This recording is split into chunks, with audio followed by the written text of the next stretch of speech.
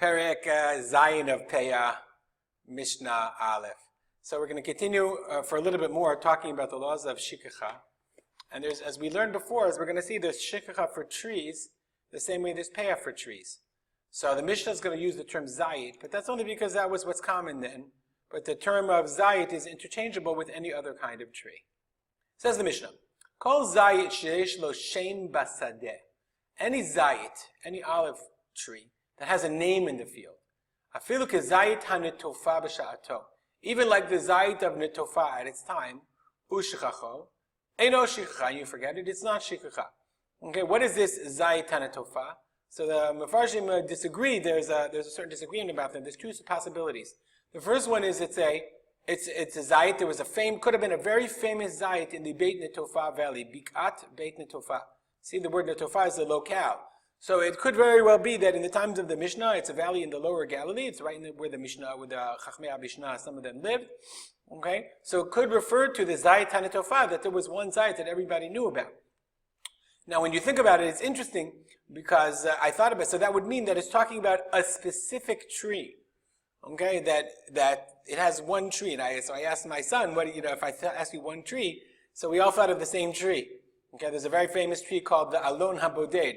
This alone is the alone. The Alon HaBoded is an Eitz Alon in Gush Etzion. If you know anything about Gush Etzion, you can read the Hebrew commentary here. Everybody knows this tree. It's called Alon Shvut. That's the name of the Yishuv, one of the Yishuvim in Gush Etzion. Alon Shvut, the Alon of Return. That this was a symbol that meant you could see it from very, very, very far away, and that even after the Jordanians captured Gush Etzion in 1948. That people could see this tree from very far away, and it was a symbol of the yearning to return to Gush Etzion. And even today, it's a very strong symbol. So it could be that the Alon Netofa was some alon that they had in Beit Netofa, or others explain and say no, that maybe it's Kazayit HaNetofa. Netofa means that it's notef, it drips. Okay, that it was well known. It's a well known tree. It seems clear that it's not talking about species of tree. But it's a Zayit HaNetofa means that it's a Zayit that drips. It's so full of oil that that the oil drips out of its fruit, out of its olives, and it's talking about a specific tree that everybody knew about. Now my son suggested when he learned this, he said it can't just be talking about one tree. Ha'alon HaBoded. This is one tree in all of existence. He thought that it might very well be that in your particular field, like if the farmer refers to Zayit HaNetofa, everybody knew that it was, a certain tree in your field. That if there's a bunch of trees, but if there was one particularly good tree, then that would be what it referred to. So, but I actually think it's the first explanation, that Zayit HaNetofa b'sha'ato, it's one tree. That everybody knew that it was that one tree. Maybe it was at a crossroad somewhere in Beit Netofa that everybody knew.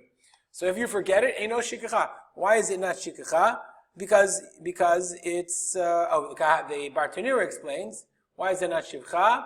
Because it says, V'shachachta omer basadeh. If you forget something, okay, omer she'ata shochecho le'olam. It's only referring to a bundle that you forget forever.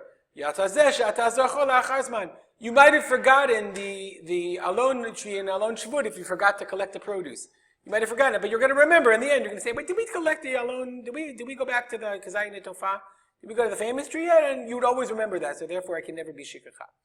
So therefore, when is this true that there is no Shikechah for a tree?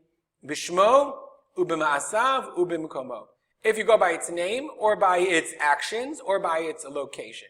Bishmo, shaya, if it had a name, shivchoni, obeishani. If by its name, if it was shivchoni, meaning it poured out fruit, so everybody knew, wow, that's the abundant Zayit, that's the good one. Did you get the trees from Bessie, the full tree? Or Beishani, the Bayesh means to embarrass. So some say it's Beishan, from Beit Shan. Others say it's Beishan, it embarrasses all the other trees because it's so awesome.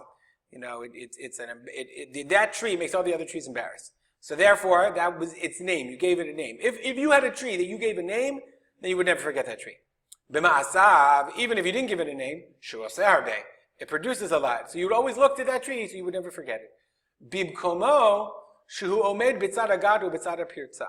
Or maybe by its location, because it's next to the gad, it's next to the press, B'tzad pirza, next to the break in the pirza means a break in the gader, in the gate. Ushar kol hazeitim, and the other zeitim, all of the other trees, shnayim shikechah, ushlosha einam shikechah. This is according to Beit Shammai. Remember, Beit Shammai said it's 3 and 4, but Beit Hillel said shnayim 2 is shikechah. But if you forget 3, then that's a grub, and that's not shikechah. I want to go back for a minute to notice that it said bimkomo b'tzad agat u'b'tzad pirza. So we learned in a different Mishnah, Perek Vav Mishnah Bet, that with regard to an omer, a bundle, if it's samuch l'gapa l'gadish, if it's next to some landmark, just like we'll go back to our tree, the tree is bimkomo next to a landmark. So we said there is a mechlachloket Beit Shammai and Beit Hillel. Beit Shammai says next to a landmark is not shikechah, and Beit Hillel says an omer is shikechah. And what emerges here is we have a machloket with regard to an omer, a bundle. Beit Shammai says it's not shikechah, Beit Hillel says it is. With regard to an eitz, a tree that's mukar bimkomo next to some landmark like the gat, like the press, or next to the opening in the fence, everyone says kulei alma. Everyone says eino shikechah. So that would seem to imply that this Mishnah, style Mishnah, is like Beit Shammai. So the Yerushalmi suggests that maybe this Mishnah is like Beit Shammai. But of course, we never like to say that Mishnah are to Beit Shammai. So what did the Gemara say? The Yerushalmi says no. There's a difference. Omer is like everything's like Beit Hillel. In an Omer, since you could move it from place to place, even if you forgot it next to a landmark, you moved it from some place to another. Therefore, it is shikechah. But with regard to a tree doesn't move anywhere. So therefore, even Beit Hillel would agree in the case of a tree that it's not shikechah. And that's the way that that's to go back to Perek Zayin. That's the way that the Gemara Yerushalmi explains that bimkomo shu omer, that even if it's near a landmark, any tree, that's even according to the opinion of Beit Shammai. Shar kol zeitim, let's review. Shar kol zeitim, shnayim shikechah, ushlosha einam shikechah. Like we said, 2 is shikechah and 3 is not. Rabbi Yossi says, yes, that's for all other trees. But ein shikechah zeitim. This is a very, very fascinating piece because the Gemara says, Yerushalmi says, that Rabbi Yossi wasn't talking about a specific time. Rabbi Yossi lived in the time after the Bar Kokhba rebellion, okay, when Adrianus came and destroyed all of the entire settlement. So therefore, Rabbi Yossi said that when almost everything was destroyed, here, I'll read it to you, the language I actually have in front of me the Mishnat Eretz Yisrael. Amar Rab Shimon ben Yakim, Lo Amar Rabbi Yossi Ela Barishonah, Shalayu Zeitim Mitzuyim. Rabbi Yossi was talking about at the beginning, there were no Zeitim. Shaba Adrianus Arasha v'chriv et kol haaretz. That Adrianus came and destroyed the land. So the real question is, Rabbi Yossi talking permanently, or was talking about in his time, right? So the Bartanura says, he only said, Bizman Shaba Adrianus Kesar, V'lo hayu Zeitim Mitzuyim.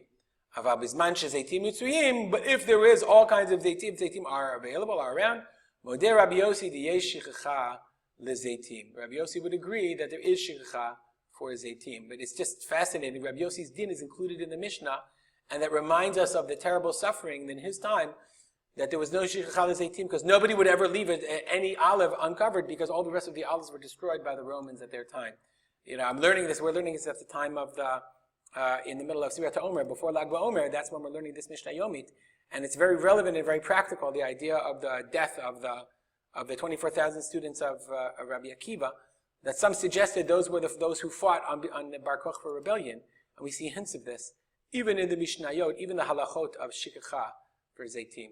If you have any comments or questions, let's go back here. You can feel free to email me at rspolter@gmail.com. And I want to dedicate this learning in memory of my father, Harav Simcha ben Yitzchak Kalman. Have a great day.